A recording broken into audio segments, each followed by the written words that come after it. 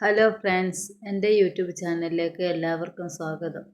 ഞാനിവിടെ ഉണ്ടാക്കാൻ പോകുന്ന ഡിഷ് വൻപയറും മത്തൻ വെച്ചിട്ടുള്ള ഒരു പായസമാണ്.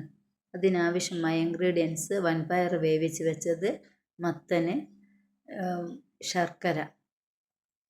മത്തൻ ഒരു പാത്രത്തിലേക്കിട്ട് അതിലേക്ക് ഉരുക്കി വെച്ച ശർക്കര പാനി ഒഴിക്കുക. അല്പം സാൾട്ട് ഇടുക. ശർക്കര പാനിയിൽ കിടന്ന് മത്തൻ നല്ലപോലെ വെന്ത് ഉടയണം.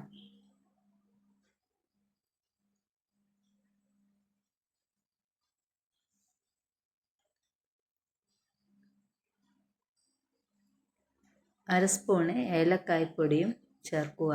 വേവിച്ചൂറ്റി വെച്ച വൻപയറാണത്, അതും ചേർക്കുക. എല്ലാം കൂടെ നല്ലപോലെ യോജിപ്പിക്കുക.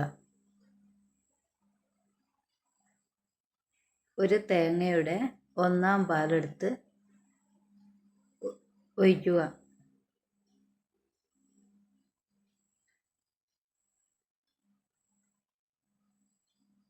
വൻപയറും മത്തനും വെച്ചിട്ടുള്ള പായസം റെഡി.